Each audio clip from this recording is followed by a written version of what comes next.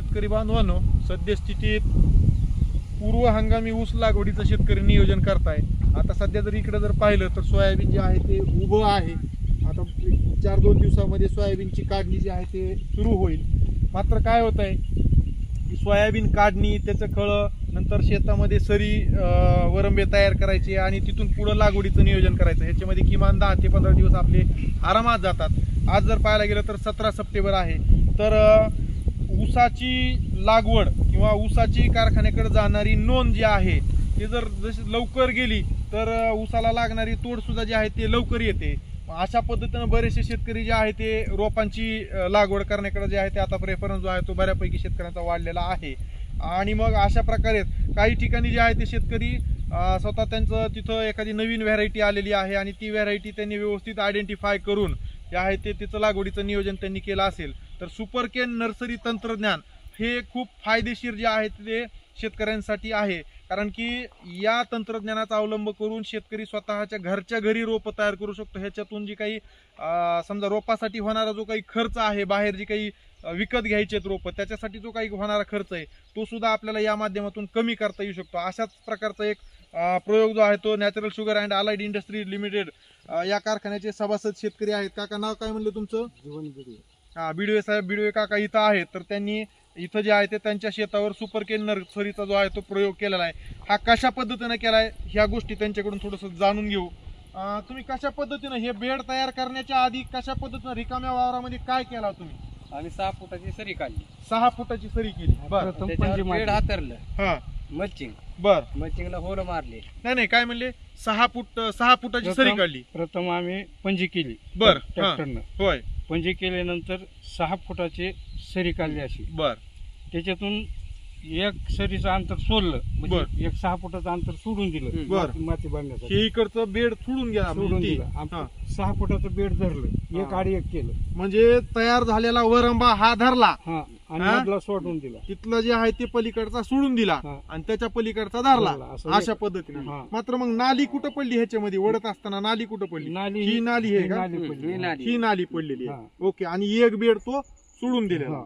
बर. त्यानंतर त्याच्यावर मल्चिंग हाताळला. बर. मल्चिंगला खोल पाडले पाण्याचा निचरा व्हावा म्हणून. बर. त्याच्यावर खताचे पोते. बर. हे बेड तयार होण्यासाठी काही अवजार चलविलाव का नाही?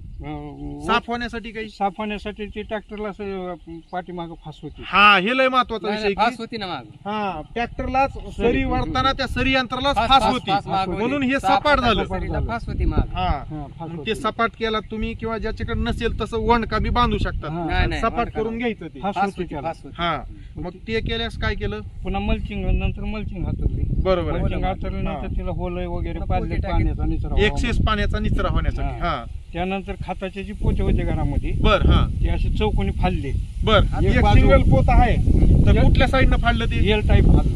एल टाईप फाडलं. हा, एल टाईप फाडून हो चौक तयार केला. चौक तयार केला आणि एकावर एक असे हातरीत गेला. तर शेतकरी बांधवांनो, इथं बघू शकता जसं काकांनी सांगितलं तसं आधी खाली जे आहे ते हे जे आहे हे त्यांनी मल्चिंगचा पेपर अंथरलेला आहे. पाण्यामध्ये शिरून प्लास्टिकचे पोते जे आहेत ते अशा पद्धतीने हे प्लास्टिकचं पोतं जे आहे ते इथं हे ह्यांनी अंथरलेलं आहे.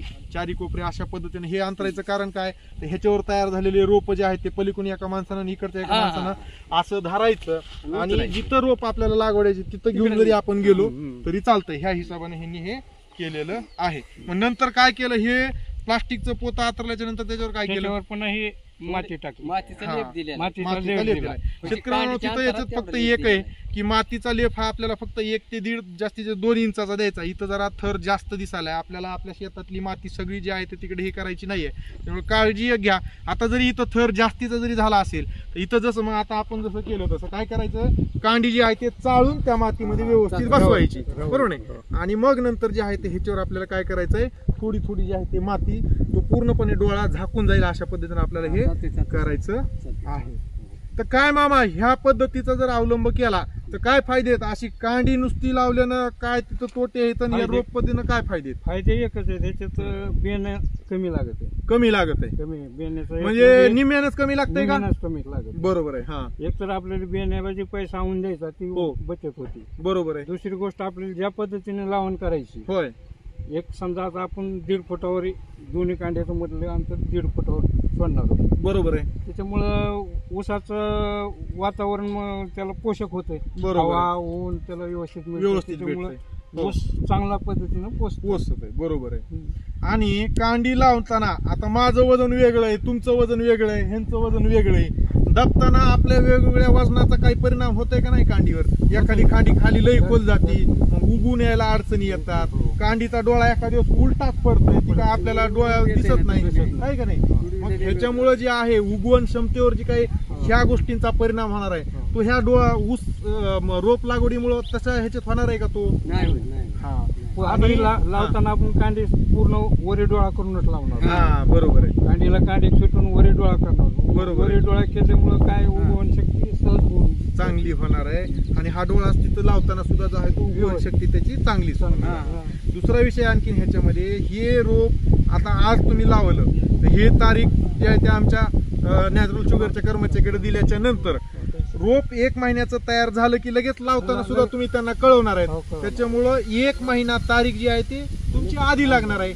हा सुद्धा फायदा आहे की नाही ह्याच्यामध्ये? तर शेतकरी बांधव अशा पद्धतीने हे फायदे आहेत. त्याच्यामुळे ज्या ज्या शेतकऱ्यांचं आणखीनही सोयाबीन पीक उभं आहे आणि त्यांना रोपांच्या माध्यमातून जी काही ऊसाची लागवड करायची आहे, तर त्यांनी अशा पद्धतीनं सुपरकेन नर्सरीचा जो आहे तो काकांनी जशा पद्धतीनं अवलंब केलेला आहे तशा पद्धतीनं आपल्या शेतावर रोपं तयार करून जे आहे ते लागवड करावी.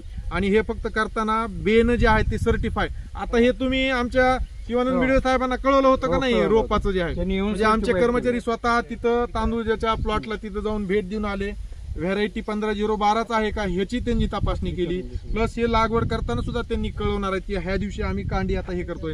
ह्या सगळ्या गोष्टी ज्या आहेत ते आमच्या कर्मचाऱ्यांच्या संपर्कात राहून सर्व शेतकऱ्यांनी कराव्या. कुठल्याही प्रकारची टेक्निकल अडचण आली तर शेतकी विभागाला तुम्ही कधीही संपर्क साधा. निश्चित तुम्हाला जे आहे ते सगळ्या प्रकारचं मार्गदर्शन तिथं